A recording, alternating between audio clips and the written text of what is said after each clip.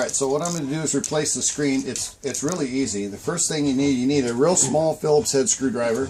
And I like to have this little, I got this at Harbor Freight for like $5 or $6. It's a metallic, looks like an ashtray, but it collects the parts so that you don't lose them. That's real important. And also this screwdriver is magnetic, so it's real important to that.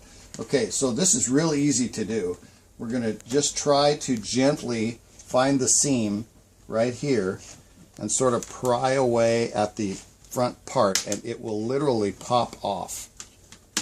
So just run your nail right along the edge. You see it just kind of comes out of the little slots. It's very easy.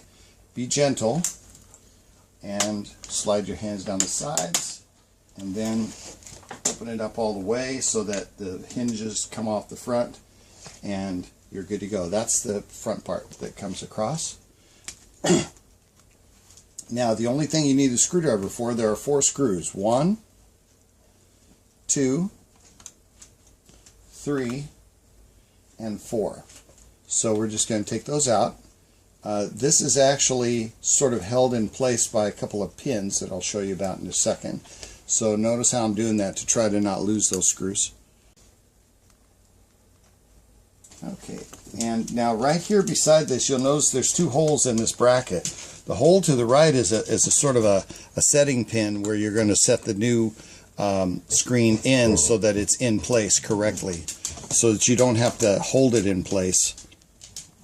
You can just set it on those pins and it sort of holds it in place for you. Now when you take this off, it just rolls forward. There are your 2 set pins, so just roll this forward carefully and you'll see that it will just lay it down flat on the keyboard, and you'll see that the only connector is right here. Now what you have to do is you have to pull this tape up real gently, because you want to be able to use it again if you can. Real gently, and then pull this out. And you can see that this is I think it's a 30-pin connector, and it slides right into that slot right there. Okay, and that's how it comes out. So it comes out pretty easily once you get the tape out. Gently work it out. Don't try to force it, and it should work for you. And this tape should be good. Alright, so now we're going to take our screen, and this is the broken one, just set it aside. Now we take our new one, and be sure to pull this off. This is the protective covering for the front. We thought it was a glossy, we ordered the matte screen, and until we pulled off the plastic cover on the front, we didn't realize that it is a matte screen. I like that. I like the matte screen a whole lot more than I do the glossy screen. So we're replacing the glossy with the matte. So there's the story. So now what we do is we set this face down gently right there. We should probably have dusted this, you know, to keep the dust off the screen, but I think we'll be okay. Now, this is the trickiest part of all. So you want to get in pretty close here with the camera. I'm going to bend this tape back, and I'm going to try to feed this pin, this 30-pin slot, into this little hole here. The corners will go underneath the corners, and the lines will sort of line up. I wish I had more light here, but that's all right. I'll see if I can get it in there. I peel the tape back slightly. This is kind of tricky.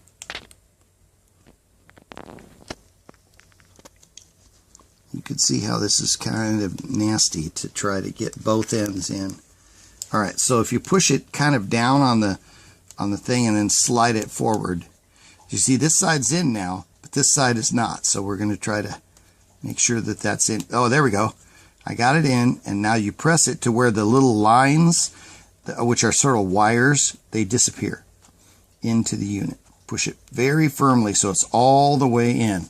Now you can see these little lines down here right above my fingernail on this side, but you can't see any in the middle because the cable is connected. Alright, so now you can probably just go with this tape just like it is.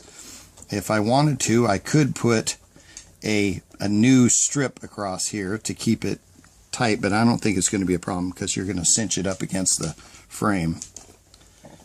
Alright, and there you go. Now, we're going to place this right on the pins right here. You'll see that the pin right there, that black pin, is going to fit into the left hole, or to the right hole of the left hinge. I guess, and then set this one in here, and you're there.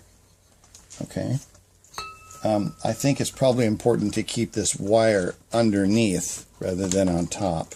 So I'm going to try to get this wire to stay behind the screen as much as possible. So there, I did it better that time. Okay, so the pins are now holding this in place sort of gently, and you can see that if you sort of use your fingers and kind of line up there's a thin metal frame that's kind of loosey-goosey, and it's designed to hold the screen in place. And so you want to move that frame around if you need to line up the screen. And once it's lined up, it'll sort of pop into place inside this metal screen, right where my finger is. You can see that metal plate there. All right, so we're good to go. Now up in here, there's a little piece of tape that was in the way a little bit, so we had to kind of move it aside. But then I just went ahead and stuck my screw right through the tape. And let's see if we can get these screws back into place. And we're screwing the screws into the outside holes on all four corners. Alright, so that one goes in the outside here.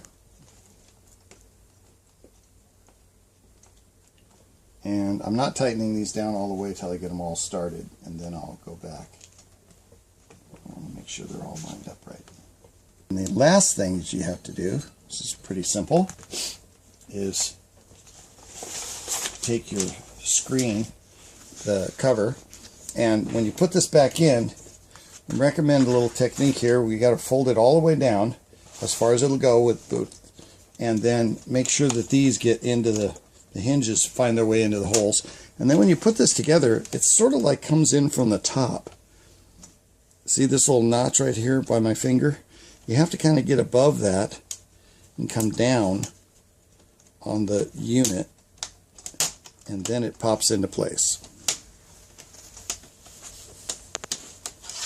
Did I get it? Yeah, it looks like it popped. It doesn't make as bright a popping sound when you put them in as when you take them apart, but you can see that's all good down the top. So now that we'll run down the side. We want to make sure those are in.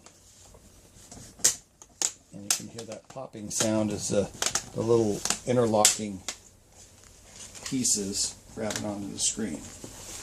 So brace it in the back. So run your thumb down around here. Alright, so let's turn it on and see if it starts. And there she blows. We have a screen.